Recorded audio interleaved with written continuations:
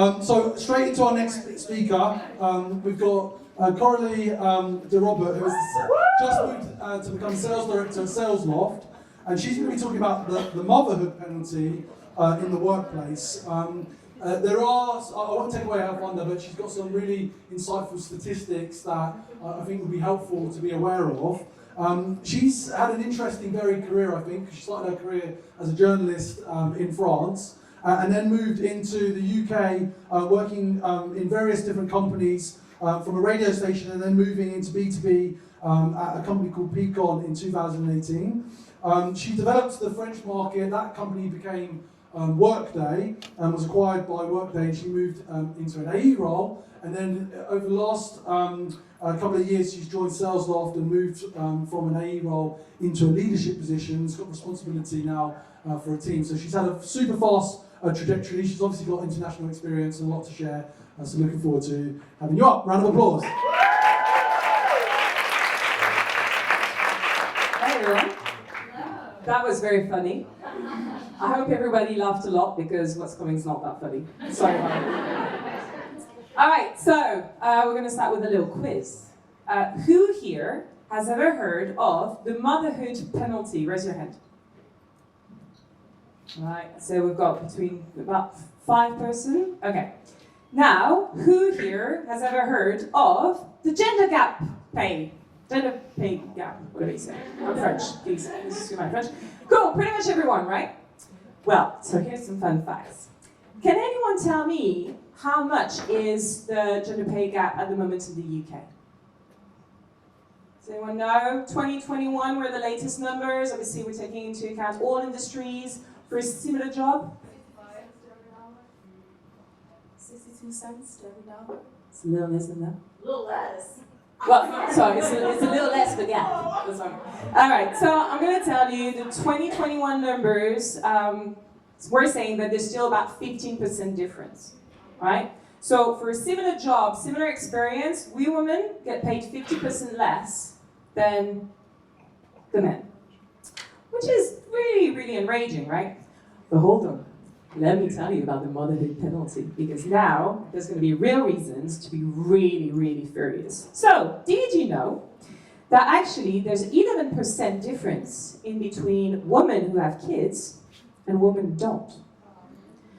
On average, for each kid that a woman's going to have, she's going to see her pay being cut by 4% per kid. But for men, it's the opposite. For each kid that they have, well, I mean, we have them, but you know, they have them, it's a 6% pay increase, right? That means that eventually we get to gaps between women with kids and men without kids that go up to 42%. You heard me, 42%. And actually, there's even a 21% difference in between men with kids compared to men without kids. So men around here, there's not many of you, don't be scared, a little bit. But you should also fight for that. So what does that tell us? That tells us first that there are still some bias, that the society and some companies are still seeing men and women in very traditional roles, right? I mean, obviously, we're going to take care of the kids in the kitchen, so we can't be paid as much as the other one because we're not productive members of the society, right? Whilst men, the bread winners, they need to bring some money into the family, right? Funny enough, I make all the money in my marriage.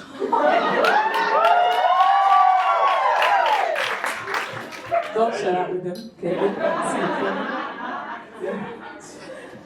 So it's pretty effed up, let's just say. Not sure I can swear here. So first off, that's the first part of the talk, all right? This is really, really bad, and you all need to know about this. And why is this going to be even more important for us, women in sales and men in sales, actually, because that's also for you guys. Well, we're both very lucky and very unlucky. We're quite lucky because I would say, I think it's a fair statement to say that we work for companies that are pretty mature on this subject, right? Are pretty aware of the importance of having an equal workforce, very diverse, that will be usually supporting, women and men, whatever diversity they're coming from, or what they want to do with their lives and stuff like this. So usually tech companies are quite, mature on this subject. But we're in sales, guys. What has happened in sales is that you're building momentum. You're reaching a point where you're very efficient in your work because you had months of building a pipeline, of getting to know your customers, of getting your network and everything, and then you get pregnant and you go away, and 9 months later you come back and you have to start from scratch. And I've seen this happen actually at Peakon. Peakon, cruise company, Danish company, we were selling an employee engagement platform, unlimited PTO, we got like 4 months maternity pay, like everything was saying that surely it should be fine for people to go and have a baby and come back and see their career progress very fast because it was a very fast growing company. So picture younger me, pretty much exactly the same. And I was an SDR, right? 2018, I'm an SDR. 2019, I've been doing that for a year, smashing it. And there was this colleague of mine who was in the Danish office. And the same, she started at the same time, she was smashing it as well, everything was going well. She got pregnant. Everybody got so excited about it, obviously. She had a baby, gone away. By the time she came back, I had been promoted already, and most of us had already been promoted. She started back, and what really struck me is that everybody was expecting her to start like a new hire. Like, we wouldn't just pick it up where she left it. She had to start everything like a new hire. By the time I left the sales loft, I was going into a senior AA role. She was up for her first promotion. And this day, I was like, absolutely not, this is not happening to me. So, this is what I'm going to tell you today, is how you can try and make sure that you're actually going to use that as a critical event to advance your career, like I did. And I can say that I successfully got promoted as a sales director during my mat leave this year. So what is it that you can do? 3 things. First thing, choose the company you're going to work for. I know some people are working in recruitment here, right? So there's a few things that you need to be aware of. The obvious one, go and check what the maternity leave is. So if you want some more details on this, I've done a little bit of a benchmark, but basically what you need to know is that the industry average is around 12 to 20 weeks paid. But being in sales, you need to be very careful to see if it's a base salary, an OTE, or an average earnings, because that's really important. And that's also another subject, but this is something that I fought for at SalesUp. It's a fantastic company to work for, and they've been really, really supportive and actually changed the maternity policies to reflect the actual earnings of salespeople when they're going on maternity leave and paternity leave. One thing that we don't think of much is looking at the paternity leave, because that's going to tell you a lot about how the company sees the equality, the gender equality that needs to happen.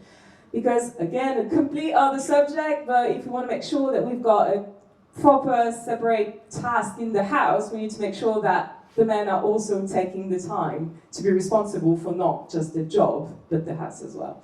But that tells you a lot about how the company is seeing this. So choose the right company, have conversation with people, see if there's some women who had babies and how they've been treated. Then choose the right, also, if you can, managers. I have been so lucky that I could have fantastic bosses that have been supporting me in this journey. As soon as I knew I was pregnant, I started the conversations with them. I was like, great, this is what's happening. In December, January, I'm going to be out for a few months. You know how much I love my job. I used the momentum that I had at that moment as well to have this conversation, right? And there were fantastic sponsors, and they supported me in this, and yeah, they're amazing. So really, really make sure that you've got great sponsors internally for whatever you want to achieve, and this included. And the third one, know your worth and fight for it. And use your momentum. You're pretty badass, all of you. And you should know that, and you should go to the table of negotiations with that. And again, we're in sales, right? We're all using critical events to get our deals done. If you don't, you should start doing it right away. This is exactly what you can do as well. This is a critical event. You're going to be out for a while, and then you're going to come back. I mean, why not? Why not get promoted once you're out so you can come back into another role? I mean, I've done it. Certainly, all of you can do it if I've done it. So, yeah, do this and use the momentum that you've got, because when you want to negotiate anything, you don't wait to have a shitty year in sales. You do it when you're absolutely smashing it. It's when you're at 150%, 200%, 300% of your numbers that you go and ask for pretty much anything that you want, because they're going to give it to you, I promise. Thank you very much. Thank you very much.